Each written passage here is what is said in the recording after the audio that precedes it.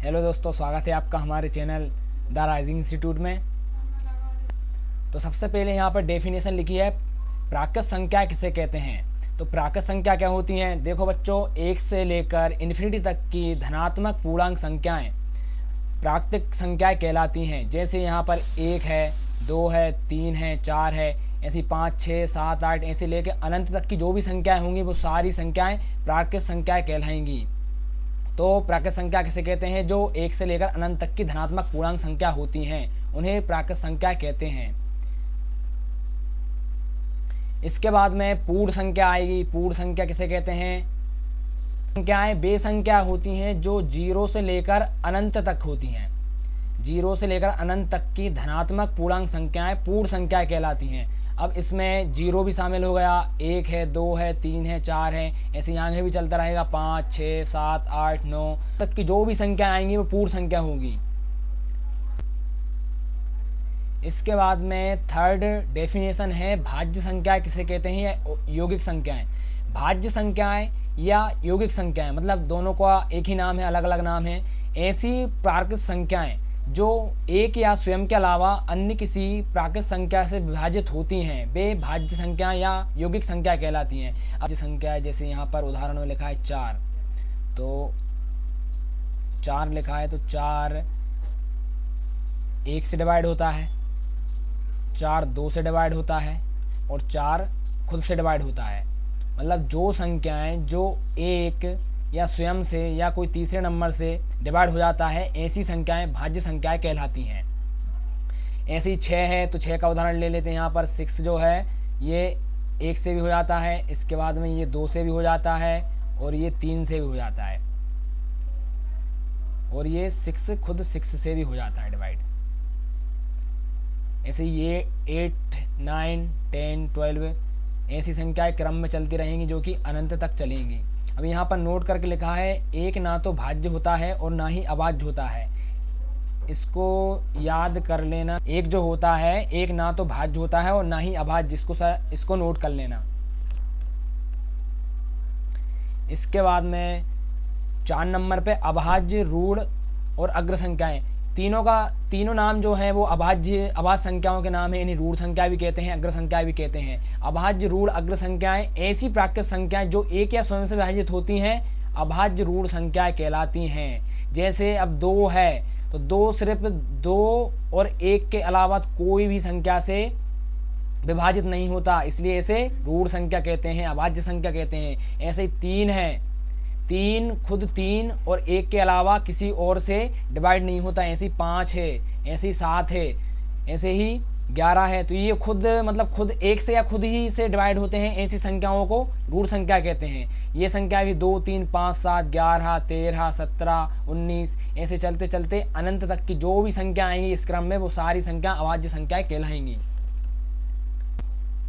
इसके बाद में सहअभाज्य संख्याएं। सहअभाज्य संख्याएं ऐसी 2 प्राकृत संख्याएं जिनका महत्तम समावर्तक 1 होता है, वे सहअभाज्य संख्या कहलाती हैं। जैसे यहाँ पर उदाहरण दिया है 4 और 5, तो इनका महत्तम समावर्तक कितना आएगा? 1 आएगा। तो ऐसी संख्या जैसे इनका महत्तम समावर्तक निकालेंगे तो इनका 1 आएगा। ऐसी संख्याएं अभाज्य संख्याएं सहअभाज्य संख्याएं कहलाती हैं। ऐसे ही 11 और 13 है, 2 और 25 है। मतलब जो भी संख्या होंगी उदाहरण के लिए लिख लेते हैं कि सिर्फ इतना याद रखो कि सहअभाज्य संख्या कौन सी संख्या होती हैं? वो संख्या जिनका महत्तम समावर्तक 1 होता है। इसके बाद में सबसे मोस्ट इम्पोर्टेंट परिमेय संख्या किसे कहते हैं? हमारे 8th क्लास का पहला चैप्टर ही यही है कि परिमेय संख्या। तो प्रश्नावली चालू करने से पहले मैंने कुछ डेफिनेशन आपको बताई, इसके बाद में अपन समझेंगे कि परिमेय संख्या किसे कहते हैं। तो परिमेय संख्या एक ऐसी संख्या होती है जिसे हम भिन्न के रूप में प्रदर्शित कर सकते हैं, जिसमें PQ 2 पूर्णांक होते हैं। ऊपर वाली संख्या को अंश, नीचे वाली संख्या को हर कहते हैं। Q नॉट इक्वल टू 0, ये इसकी एक शर्त होती है। और अपरिमेय संख्या किसे कहते हैं? अपरिमेय संख्या ऐसी संख्या जिन्हें P/Q के रूप में व्यक्त नहीं किया जाता, वे अपरिमेय संख्या कहलाती हैं। जैसे यहाँ पर लिखा है करनी 2, तो करनी 2 को P/Q के रूप में नहीं लिख सकते, इसलिए यह अपरिमेय संख्या है। यहाँ करनी 3 है, करनी 3 को भी 1732 इसका मान होता है, इसको भी p/q के रूप में नहीं लिख सकते। इसके बाद में पाई का जो मान है ये 3.14 और डेड होता है, तो इसको भी अपन नहीं लिख सकते। यहाँ पर जो 22/7 पाई की जो वैल्यू होती है ये अनुमानित वैल्यू है। तो अतः परिमेय संख्याएं ऐसी संख्या जिन्हें p/q के रूप में व्यक्त नहीं किया जाता अपरिमेय संख्याएं कहलाती हैं। इनके कुछ उदाहरण हैं, उदाहरण को नोट कर लेना। तो एक बार और रिवाइज कर लेते हैं कि आज क्लास में क्या क्या पढ़ा। ये बेसिक कॉन्सेप्ट है। प्रश्नावली स्टार्ट करने से पहले कुछ परिभाषाएं जो बतानी थी, इसलिए पहली वीडियो परिभाषा की बनाकर डाली गई है। कल से आपको आगे प्रश्नावली के जो भी क्वेश्चन होंगे वो डाले जाएंगे। यहाँ पर सबसे पहले अपन ने प्राकृत संख्याओं को देखा। प्राकृत संख्या किन्हें कहते हैं? जो 1 से लेकर अनंत तक की होती है। इसमें कुछ भी याद नहीं रखना। नेचुरल नंबर मतलब जो 1 से लेकर अनंत तक की धनात्मक पूर्णांक संख्या हैं, 1 2 3 4 5 जो भी है वो सारी धनात्मक पूर्णांक संख्या होती हैं। इसमें किसी को भी कन्फ्यूजन नहीं होना चाहिए, क्योंकि धनात्मक मतलब जो भी +1 +2 +3 +4।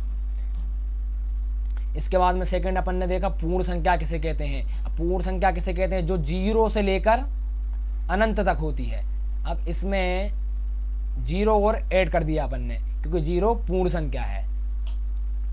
और 0 के बाद में 1 2 3 4 5 6 ये तो परमानेंट था ही उसमें। इसके बाद में भाज्य संख्या आ गई। भाज्य संख्या में हमने देखा था कि ऐसी प्राकृत संख्याएं जो 1 या स्वयं के अलावा अन्य किसी प्राकृत संख्या से विभाजित होती हैं, जैसे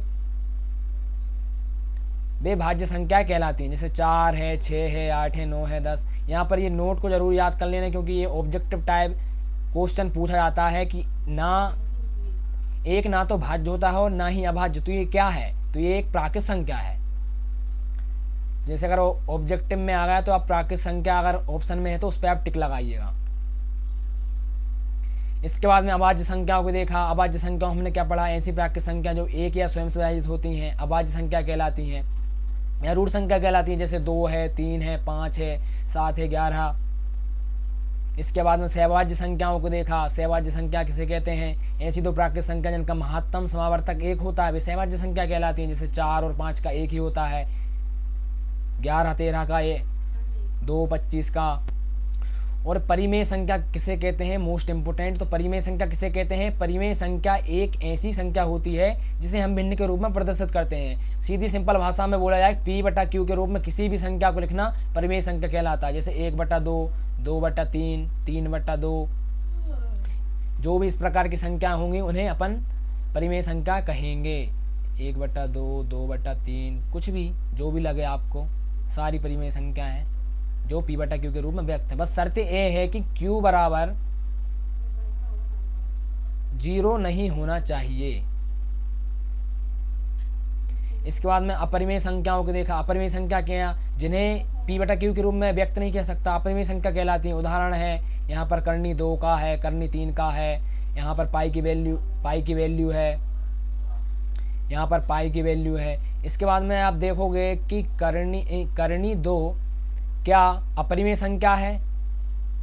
तो यह अपरिमेय संख्या है, क्योंकि इसको p/q के रूप में व्यक्त नहीं कर सकता। लेकिन करनी 4 अपरिमेय संख्या है क्या? तो ये अपरिमेय संख्या नहीं है, क्योंकि ये करनी 4 को 2 गुणित 2 के रूप में लिखा जा सकता है और ये करनी से बाहर आ सकता है, इसलिए ये अपरिमेय नहीं है। तो बच्चों आज की वीडियो में बस इतना ही। ये परिभाषाएं हैं, इन्हें याद कर लेना। कल से प्रश्नावली स्टार्ट करेंगे और क्वेश्चन सॉल्व करेंगे।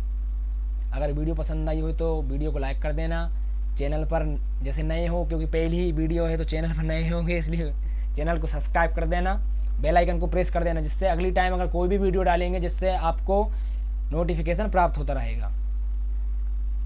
ठीक है दोस्तों, जय हिंद।